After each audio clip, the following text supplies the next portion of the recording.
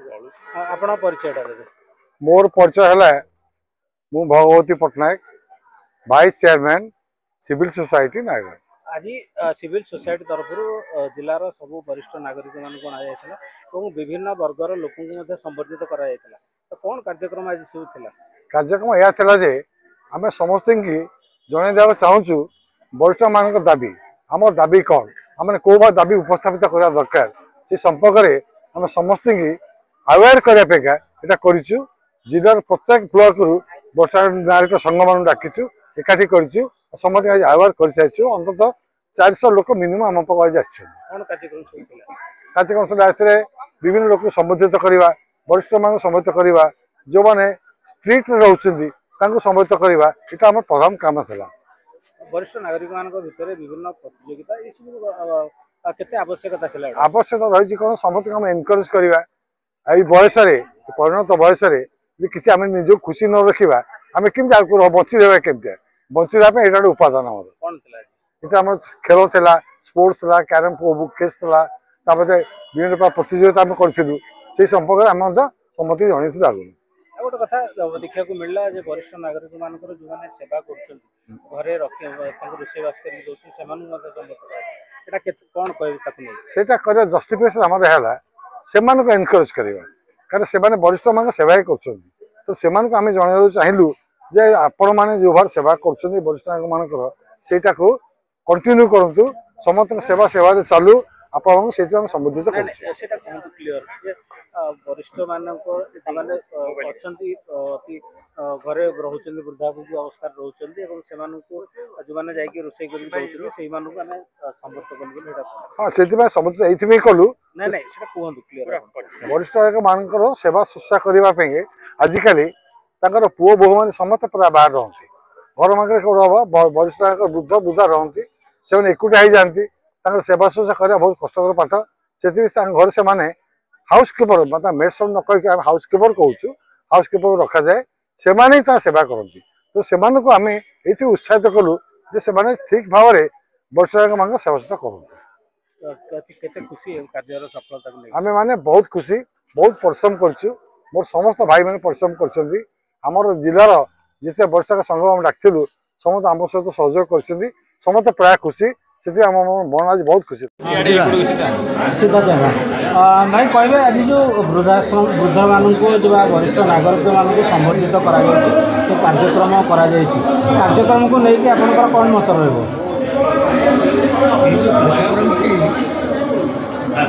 चिंता कले ये कार्यक्रम करा विश्वास कर सुंदर कार्यक्रम समस्त वरिष्ठ नागरिक मान कथा सब रहा क्या छाड़ कर दिन दिन गरीब जो मैंने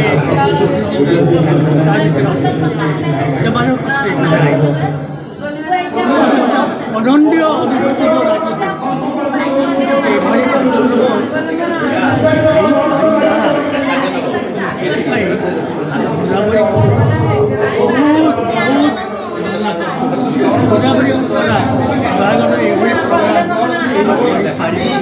अनुभूति आपण भी जड़े वरिष्ठ नागरिक आपको संबर्धित कराला बहुत संख्यार संबर्धित अन्य वरिष्ठ नागरिक मान आवश्यकता रही निहाती आवश्यक थिला पाखे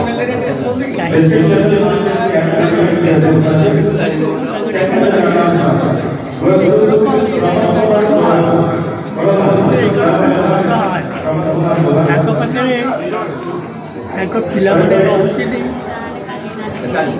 पैसा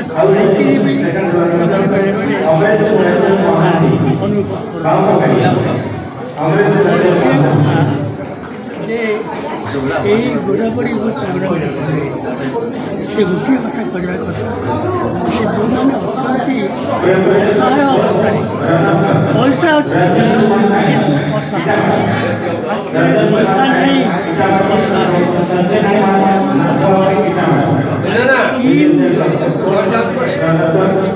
गोटे यंग पिला କିଛି ଟିମ୍ ଗଠନ କରାଯାଉ ସେମାନଙ୍କ ପାଖକୁ ମଝିରେ ମଝିରେ ଯାଇ ତାଙ୍କର କ'ଣ ଅସୁବିଧା ହେଉଛି ସେ କଥା କିଛି ଜାଣନ୍ତୁ ଏବଂ ଏହି ସିଭିଲ୍ ସୋସାଇଟି ତାର ସମାଧାନ କରିବା ପାଇଁ ଚେଷ୍ଟା କରୁ।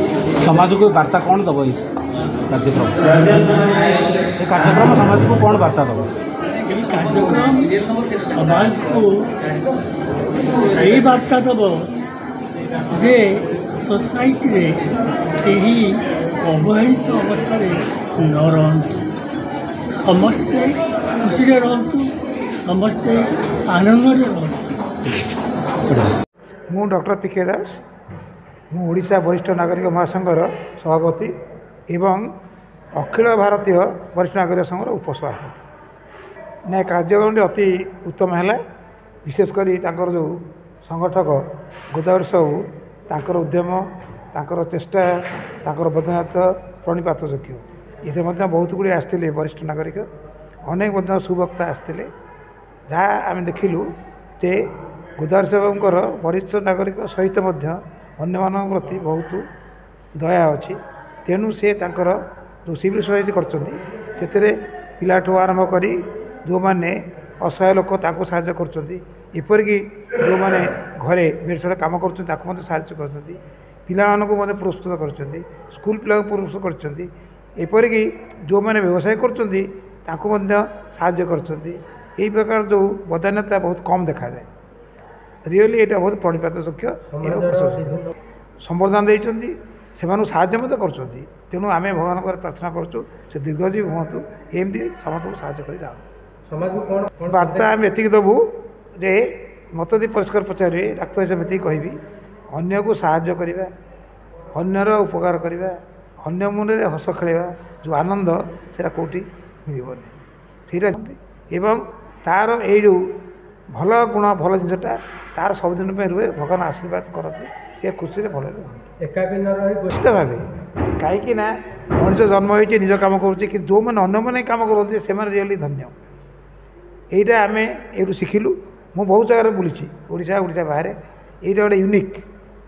ଅନ୍ୟ ଜାଗାରେ ଖାଲି ବରିଷ୍ଠ ନାଗରିକ ଆଣନ୍ତି, ଏଠି ସମସ୍ତଙ୍କ ସହ ମିଶିକି କରିଛନ୍ତି। ଏଇଟା ରିଅଲି ବହୁତ ଭଲ। ଅନ୍ୟ ଜାଗାରେ ଏମିତି କରିବା କଥା। କାହିଁକି ନା ଅନେକ ଲୋକର ପଇସା ଅଛି, ସବୁ ଅଛି, କିନ୍ତୁ ମନ ନାହିଁ। ତାଙ୍କର ମନ ବହୁତ ଭଲ ଅଛି। ସମସ୍ତେ ଏକାଠି କରି ଅତି ସୁନ୍ଦର ଭାବରେ କାମ କରିପାରିଛନ୍ତି। ଏବଂ ବରିଷ୍ଠ ନାଗରିକ ପାଇଁକି ସେ ଗୋଟେ କରିଛନ୍ତି ଯେଉଁ ଆଶ୍ରମ ବା ବୃଦ୍ଧାଶ୍ରମ, ଯେଉଁଠି 30 ଜଣ ଲୋକ ରହୁଛନ୍ତି, ତାଙ୍କର ଯେ ଖାଇବା ପିଇବା ଭଲ ମନ୍ଦ ବୁଝୁଛନ୍ତି, ତାଙ୍କର ଚିକିତ୍ସା କଥା ବୁଝୁଛନ୍ତି।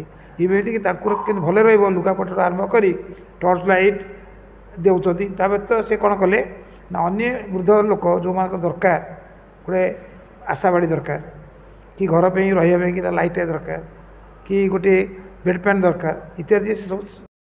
Godavari Sahu, chairman civil society. ଛୋଟ ଛୁଆମାନଙ୍କ ପାଇଁ କାମ କରେ, ଯୁବକମାନଙ୍କ ପାଇଁ କାମ କରେ, ମହିଳାମାନଙ୍କ ପାଇଁ କାମ କରେ, ବରିଷ୍ଠ ନାଗରିକମାନଙ୍କ ପାଇଁ କାମ କରେ। ବରିଷ୍ଠ ନାଗରିକ ଦିବସ ପାଳନ ଅବସରରେ ବରିଷ୍ଠ ନାଗରିକମାନଙ୍କ ପାଇଁ ଆଜି ସମାବେଶ କରାଯାଇଥିଲା। ଏଇଥିରେ ଆମେ ବିଭିନ୍ନ ଇଭେଣ୍ଟ ରଖିଥିଲୁ। ସକାଳ 7ରୁ 8 ଯୋଗ ପ୍ରାଣାୟାମ କାର୍ଯ୍ୟକ୍ରମ ଚାଲିଥିଲା ଏବଂ ତାପରେ 8ଟାରୁ 9ଟା ବରିଷ୍ଠ ନାଗରିକମାନଙ୍କ ମଧ୍ୟରେ ଖେଳ ପ୍ରତିଯୋଗିତା କରାଯାଇଥିଲା। 9ରୁ 10 ଜେଜେବାପାଙ୍କର ଜନ୍ମଦିନ ପାଳନ କରାଯାଇଥିଲା। ଏ ସମୂହ ଜନ୍ମଦିନ ପାଳନରେ ଆମ ସାଙ୍ଗରେ ଅନେକ ଅନୁଷ୍ଠାନ ବି ସାମିଲ ହୋଇଥିଲେ। ତାପରେ ଆମର ମଞ୍ଚ କାର୍ଯ୍ୟ ଆରମ୍ଭ ହେଲା। ମଞ୍ଚ କାର୍ଯ୍ୟରେ ଆମେ ଗୋଟେ ବାର୍ତ୍ତା ଦେବା ପାଇଁ ବରିଷ୍ଠ ନାଗରିକମାନେ ଯେଉଁମାନେ ଘର ଦ୍ୱାର ଛାଡ଼ି ପିଲାମାନଙ୍କ ଦ୍ୱାରା ଅବହେଳିତ ହୋଇ ସେମାନେ ଆସିକି ବୃଦ୍ଧାଶ୍ରମରେ ଅଛନ୍ତି, ସେଇମାନଙ୍କୁ ଡାକି ସେଇମାନଙ୍କୁ ଆମେ ହଟ୍ ଟିଫିନ୍ କ୍ୟାରିୟର କେସ୍ ଦେଇଥିଲୁ। ପାଣି, ଗରମ ପାଣି ରହିବା ବୋତଲ ସେଥିରୁ ଦେଇଥିଲୁ। ସ୍ତ୍ରୀ ଲୋକମାନଙ୍କୁ ଶାଢ଼ୀ ଦେଇଥିଲୁ। ପୁରୁଷ ଲୋକମାନଙ୍କ ପାଇଁ ଧୋତି ଏବଂ ଗାମୁଛା ଦେଇଥିଲୁ। ପାଣି ବୋତଲ ବି ଦେଇଥିଲୁ। ଏବଂ ଜଣେ 105 ବର୍ଷର ବରିଷ୍ଠ ନାଗରିକଙ୍କୁ ମଧ୍ୟ ସମ୍ମାନିତ କରିଥିଲୁ। ଆମେ ଗୋଟେ ବାର୍ତ୍ତା ଦେବାକୁ ଚାହୁଁଥିଲୁ ଯେ ସେମାନଙ୍କ ପାଇଁ ଦରକାର ଅଛି, ବାରମ୍ବାର ସେମାନେ ପରିଶ୍ରା କରୁଛନ୍ତି, ଶେଯରେ ଝାଡ଼ା କରିଦେଉଛନ୍ତି। ତେଣୁ ତାଙ୍କୁ ଗୋଟେ ୟୁରିନାଲ୍ ଫନେଲ୍ ଦେଇଥିଲୁ, ଗୋଟେ ବେଡ୍ ପ୍ୟାନ୍ ଦେଇଥିଲୁ, ଗୋଟେ ଛୋଟିଆ LED ଟର୍ଚ୍ଚଟେ ବି ଦେଇଥିଲୁ, ଗୋଟେ ହୁଇସିଲ୍ ଦେଇଥିଲୁ। ଯଦି ଘରେ ଫ୍ୟାନ୍ ଦେଇକି ପୁଅ ବୋହୂ ଶୋଇପଡ଼ିବେ କେତେବେଳେ ଜାଣିପାରିବେନି ଡାକିଲେ ଶୁଭିପାରିବନି ତାହେଲେ ଗୋଟେ ହୁଇସିଲ୍ ଦେଇଥିଲୁ ସେ ହୁଇସିଲ୍ ଦେଇକି ମାରିଦେଲେ ସେମାନେ ଆସିବେ ଏବଂ ଗୋଟେ ଆଶା ବାଡ଼ି ବି ତାଙ୍କୁ ଦେଇଥିଲୁ ଗୋଟେ ଶାଲ୍ ଦେଇଥିଲୁ ଆଉ ଗୋଟେ ପ୍ଲାଷ୍ଟିକ୍ ବାଲ୍ଟି ଗୋଟେ ମଗ ବି ଦେଇଥିଲୁ ଗୋଟେ ଡଷ୍ଟବିନ୍ ବି ଦେଇଥିଲୁ ଗୋଟେ ସଫ୍ଟ ମସିଣା ବି ଦେଇଥିଲୁ ଏ ହେଉଛି ଦେଇ ସମାଜକୁ ଗୋଟେ ବାର୍ତ୍ତା ଦେଇଥିଲୁ ଯେ ସବୁ ବୃଦ୍ଧ ଲୋକମାନଙ୍କ ପାଖରେ ଏଇସବୁ ଜିନିଷ ରଖିବା କଥା ତାପରେ ଆପଣ ଶୁଣିଲେ ଆଶ୍ଚର୍ଯ୍ୟ ହେବେ ଆମେ ସିଭିଲ୍ ସୋସାଇଟି ସର୍ଭେ କରିକି ଦେଖିଲୁ ଯେ ନୟାଗଡ଼ରେ 40ଟି ପରିବାରରେ କେବଳ ବୁଢ଼ା ବୁଢ଼ୀ ଅଛନ୍ତି ପୁଅ ନାହିଁ ଝିଅ ନାହିଁ ବୋହୂ ନାହିଁ ଜୋଇଁ ନାହିଁ ଝିଅ ନାହିଁ କେହି ନାହିଁ ତେଣୁ ସେଇମାନେ ବଞ୍ଚିଛନ୍ତି କେମିତି ନା ଏଇ କାମ ବାଲି ଯେଉଁ ଅଛନ୍ତି ସେଇମାନେ ତାଙ୍କୁ ରୋଷେଇ କରିକି ଦେଲେ ସେମାନେ ଖାଆନ୍ତି ସେଇମାନେ ସେବା ଶୁଶ୍ରୂଷା କଲେ ସେମାନେ ବଞ୍ଚିଛନ୍ତି ତେଣୁ ସେଇମାନଙ୍କୁ ଯେଉଁ ପର ଘରେ କାମ କରୁଛନ୍ତି ବୋଲି ସମାଜ ଯେଉଁ ଗୋଟେ ଭୁଲ ଧାରଣା ରଖିଛି ସେଇଟା କଟେଇବା ପାଇଁ ସମାଜରେ ତାଙ୍କୁ ସମ୍ମାନ ଦେବା ପାଇଁ ଆଜି ଆମେ ସେମାନଙ୍କୁ ଡାକିଥିଲୁ ଆମେ 30 ଜଣଙ୍କୁ ଶାଢ଼ୀ ଛତା ପାଣି ବୋତଲ ଦେଇ ଆମେ ତାଙ୍କୁ ସମ୍ମାନିତ କଲୁ ତାଙ୍କୁ ମଧ୍ୟ କିଛି ଶିକ୍ଷା ଦେଲୁ ଯେ ଯେଉଁମାନଙ୍କ ଜୀବନ ତୁମ ଉପରେ ନିର୍ଭର କରୁଛି ତାଙ୍କ ନିଜ ପୁଅ ଝିଅ ନିଜର ହେଇପାରିଲେନି କିନ୍ତୁ ତୁମେମାନେ ତୁମର ପୁଅ ଝିଅ ତୁମେମାନେ ତାଙ୍କର ପୁଅ ଝିଅ ତେଣୁ ତାଙ୍କୁ କିଭଳି ଭାବରେ ନ୍ୟୁଟ୍ରିସନ୍ ଖାଦ୍ୟ ବଦଳେଇ ତାଙ୍କୁ କେମିତି ଯତ୍ନ ନେବ ପରିଷ୍କାର ପରିଚ୍ଛନ୍ନତା ରଖି ମଧ୍ୟ ତାଙ୍କର କେମିତି ସେବା କରିବ ଏଇ ତୁମମାନଙ୍କ କର୍ତ୍ତବ୍ୟ ତୁମେ ଯଦି କିଛି ଅସୁବିଧା କେତେବେଳେ ଅନୁଭବ କର ତେବେ ଆମକୁ ତୁମେ ଜଣେଇବ ଏକଥା ଆମେ ଗୋଟେ ସେମାନଙ୍କୁ ଗୋଟେ କାଗଜ ଦେଇଛୁ ଯେଉଁଥିରେ 20ଟା ହେଲ୍ପଲାଇନ୍ ଅଛି ସେଇଥିରେ ଯେତେବେଳେ ଯେକୌଣସି ପ୍ରକାର ଅସୁବିଧା ହେବ ଆମ ଫୋନ୍ ନମ୍ବର ଦେଇଛୁ ଆମକୁ ଡାକିଲେ ଆମେ ଆମର ଗୋଟେ ଡିଜାଷ୍ଟର ମ୍ୟାନେଜମେଣ୍ଟ କମିଟି ରହିଛି ସେ ଯାଇକି ତୁରନ୍ତ ରାତି ଅଧ ପାହାନ୍ତିଆ ଯେତେବେଳେ ହେଲେ ମଧ୍ୟ ଡାକ୍ତର ଟିମ୍ ହେଉ ପୋଲିସ ଟିମ୍ ହେଉ ସ୍ୱେଚ୍ଛାସେବୀ ହେଉ ଏମାନଙ୍କୁ ନେଇକି ପହଞ୍ଚିବାର ବ୍ୟବସ୍ଥା ମଧ୍ୟ କରାଯାଇଅଛି ଆଉ ମଧ୍ୟ ଏ ସମାଜରେ ଯେଉଁମାନେ ଭଲ କାମ କରୁଛନ୍ତି ସେଇମାନଙ୍କୁ ନେଇକି ମଧ୍ୟ ଆମେ ସମ୍ମାନିତ କରିଥିଲୁ ସେଥିରେ ବିଭିନ୍ନ ବିଭାଗୀୟ କର୍ମକର୍ତ୍ତା ଅଛନ୍ତି ଆମ ପାଖରେ ADM ମହୋଦୟ ଏବଂ ଜିଲ୍ଲା ପରିଷଦର ଆମର ପ୍ରେସିଡେଣ୍ଟ ସେ ବି ଥିଲେ ଆଉ ଆମର ଅଲ୍ ଓଡ଼ିଶା ସିନିୟର ସିଟିଜେନ୍ କନଫେଡେରେସନର ସଭାପତି ଥିଲେ ଯିଏ ଅଲ୍ ଇଣ୍ଡିଆର ଭାଇସ୍ ପ୍ରେସିଡେଣ୍ଟ ଅଛନ୍ତି ଶ୍ରୀଯୁକ୍ତ ଡକ୍ଟର ପ୍ରସନ୍ନ କୁମାର ଦାସ ମହୋଦୟ ଥିଲେ ଆମ ସାଙ୍ଗେ ତାଙ୍କୁ ଆମେ ଆଣିବାର ଉଦ୍ଦେଶ୍ୟ ହେଉଛି ବହୁତ ଦିନ ହେଲା ସେମାନେ ଆସିନଥିଲେ ସେମାନେ ଭାବୁଛନ୍ତି ଯେ କୌଣସି ଅନୁଷ୍ଠାନ ନାହିଁ ଜିଲ୍ଲା ସ୍ତରରେ ସଦର ମହକୁମାରେ ଯେ ଆମକୁ ପଚାରିବା ପାଇଁ ତେଣୁ ଆମେ ତାଙ୍କୁ କହିଲୁ ଏବଂ ତାଙ୍କୁ କାଗଜ ଦେଇଛୁ ଆମ ନମ୍ବର ଦେଇଛୁ ଯେତେବେଳେ ଯେଉଁ ଅସୁବିଧା ସୁବିଧାରେ ପଡ଼ିବ ଆମକୁ ଡାକିଲେ ଆମେ ସାହାଯ୍ୟ କରିବାକୁ ପ୍ରସ୍ତୁତ ଅଛୁ ତେଣୁ ଆମ ନମ୍ବର ତାଙ୍କୁ ଦେଇ ତାଙ୍କ ନମ୍ବର ଆମକୁ ଦେଇ ଆମେ କେତେଗୁଡ଼ା ଉପାଦେୟ ତଥ୍ୟ ତାଙ୍କୁ ମଧ୍ୟ ଆମେ ଦେଇଛୁ ଯେ ଆମେ ତାଙ୍କୁ ସନ୍ଦେଶ ଦେଲୁ ଗୋଟେ ଫିଲ୍ମ ବି ଆମେ କରିଛୁ ଯେଉଁ ଫିଲ୍ମ ମାଧ୍ୟମରେ ଆମେ ସମାଜକୁ ଶିକ୍ଷା ଦେଇଛୁ ଯେ ଆପଣମାନେ ଧୈର୍ଯ୍ୟ ରଖନ୍ତୁ ଆପଣ ଯଦି କୌଣସି ପ୍ରକାର ଅସୁବିଧା ହୁଅନ୍ତି ପିଲାମାନେ ଯଦି ଆପଣଙ୍କୁ ଟର୍ଚର କରନ୍ତି ତାହେଲେ ସେମାନଙ୍କ ପାଇଁ ନ୍ୟାୟ ବିଚାର ରହିଛି ସୁପ୍ରିମକୋର୍ଟରେ ବର୍ତ୍ତମାନ ନିୟମ ବାହାରି ପଡ଼ିଛି ଯେ ତାଙ୍କ ପିଲାମାନେ ତାଙ୍କର ପୈତୃକ ସମ୍ପତ୍ତିରୁ ବାଦ୍ ଯିବେ ଏବଂ ସେ ତା ସାଙ୍ଗରେ ବି ଜେଲ୍ ଦଣ୍ଡ ଏବଂ ଅର୍ଥଦଣ୍ଡ ମଧ୍ୟ ରହିଛି ତେଣୁ ଏ ବାର୍ତ୍ତା ସମସ୍ତଙ୍କ ପାଖେ ଯାଉ ଏ ମଧ୍ୟ ଆମର ଏକ ବାର୍ତ୍ତା ଏବଂ ଯେଉଁ ପିଲା ଆମର ନୟାଗଡ଼ର ଗର୍ବ ଗୌରବ OS ପାଇଥିଲେ ତାଙ୍କୁ ମଧ୍ୟ ଆମେ ଡାକିଥିଲୁ ତାଙ୍କୁ ମଧ୍ୟ ଆମେ ସବୁ ନେଇଛୁ ଭବିଷ୍ୟତରେ ଆମର ସବୁବେଳେ ଚାଲୁ ରହିବ ଏ ସଂସ୍ଥା